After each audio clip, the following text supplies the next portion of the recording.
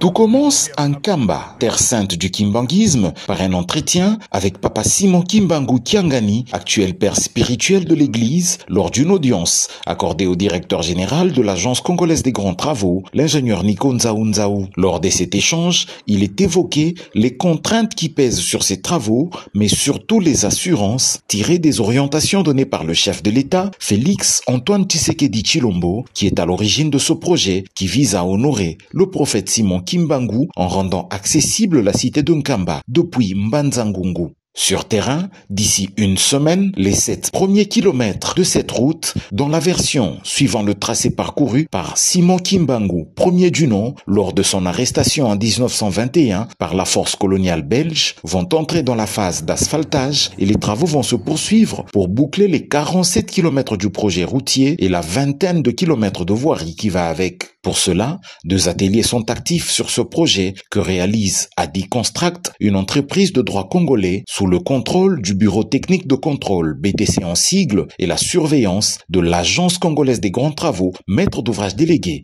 du ministère des ITP sur ce projet. L'atelier de Nkamba a déjà réalisé une ouverture de la route sur 15 km, dont 6 ont déjà reçu l'assainissement et la couche de base. Ceci se remarque notamment à l'entrée de la cité de Nkamba, qui sera pourvue très prochainement de 12 km de voirie grâce à ce projet. Le second atelier, qui est celui de Mbanza-Ngungu, a déjà fait une ouverture de la route sur 10 km, dont 4 sont assainis et comportent également une couche de base. Ici, une opération d'expropriation s'impose pour la continuité du tracé. Nico Nzaou Nzaou reste cependant très optimiste. Ce projet, c'est un projet très important pour le pays, parce que c'est un projet qui était initié par le président lui-même lors de ses nombreuses visites ici à Nkamba.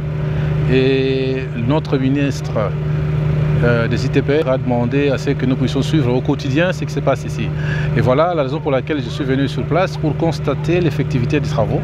Nous avons pu transmettre, n'est-ce pas, ces sentiments de fierté et de satisfaction au père spirituel qui nous a reçus, et nous lui avons donné, n'est-ce pas, des assurances pour lui dire que tout va se faire dans les délais et tout en respectant, n'est-ce pas, la qualité.